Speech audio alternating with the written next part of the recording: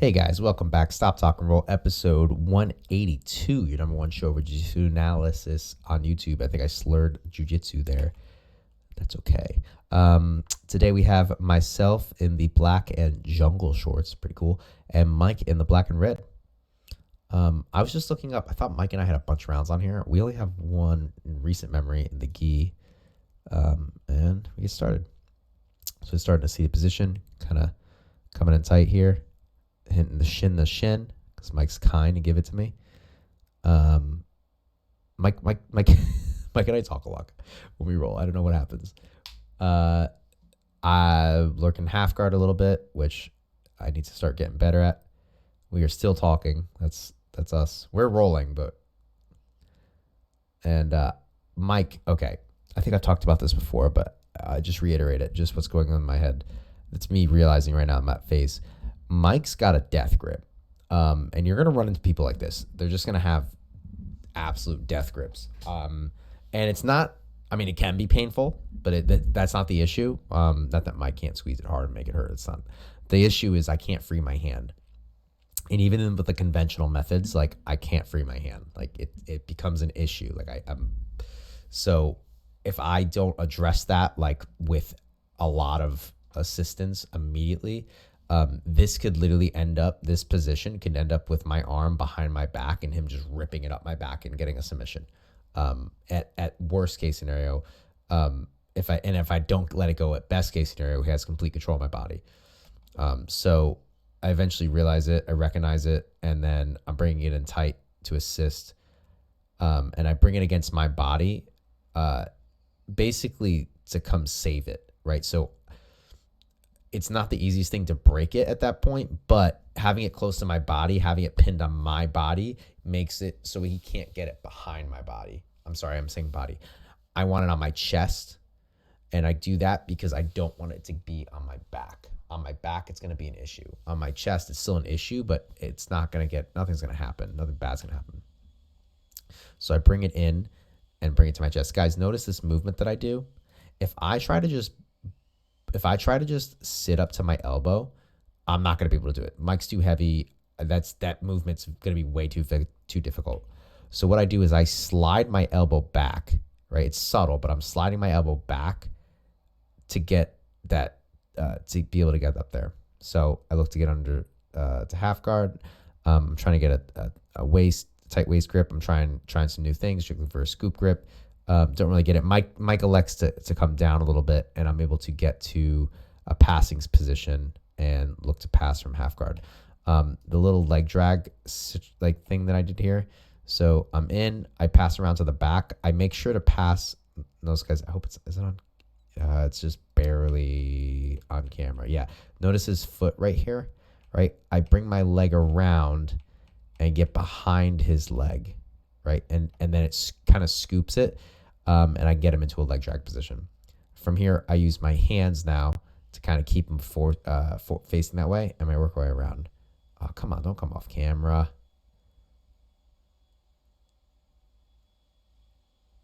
All right, good. Bring him back over. Looking for a JMO special. So I'm digging for a Kimura right now. Mike's doing a good job getting his head under on the inside, which is good. I wrap him up into a seated head and arm, or at least a figure four lock. I turn him, get my top hook in, and then roll him through and get him here. And then we're off camera. Nice. Solid. This tripod. I apologize, guys. Okay. So, all right. So we're like right up front. I gotta improve this. So digging for his neck right now. And looking to trap his arm too, if possible. So he extends that down. I throw the leg over. I trap it, cross the legs, and then I believe I get the finish right here. Let me reset. Yeah. So get the finish reset. So we're back here. We're back in front. I guess I could break down a little bit of that. So when Mike makes this mistake right here by throwing his arm down, throwing it straight, I just throw the leg over. That's all it is. And then I close up the guard and we fall on the side. And I've got 2-on-1 attacking right now. So Reset back over here. Playing a terrible reverse de Levo because I'm not very good at it, but I'm trying. I look to spin underneath to get to like a knee shield half guard kind of situation. I'm kind of forcing this right now because I wanted to work on it. I realize that my hands are all on one side of my body, so I look to dig my hand back underneath. Yep, and this is going to allow me to start building some height, getting him over top of my head. Look for deep half, but then realize I kind of want this arm underneath. So it's going to be a little hard to move him right now. But I'm able to flip him over and start looking for little subtle things that are going to get me advantages, such as getting this bottom hook in. So I recognize that this hook right here, this leg that I have bent around his, is going to become my bottom hook. So all I need to do is pivot around, kick him through. Yep, just like so. And then come up on top. I use a half Nelson, turn him down, or power half, I should say, and then start looking for chokes.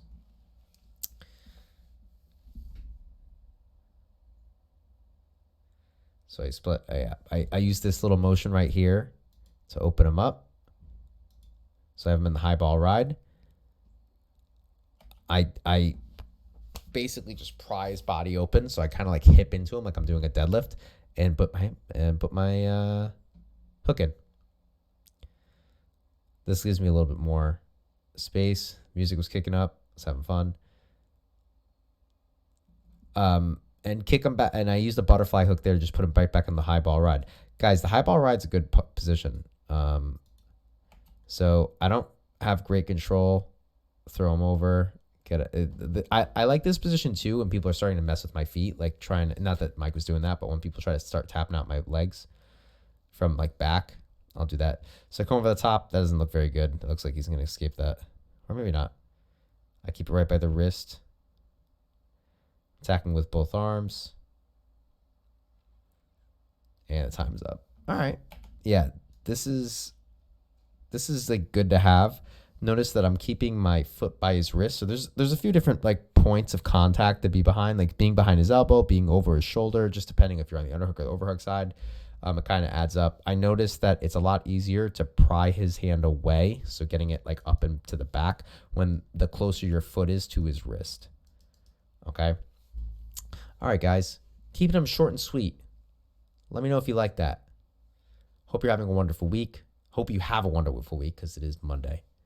And also, please drop a like, subscribe, ring the notification bell. I get these episodes out every morning, 8 a.m. Eastern Standard Time, Monday through Saturday. And if you'd like to be on the show, check out the description below and we'll get you on here. All right. Have a great day. Bye.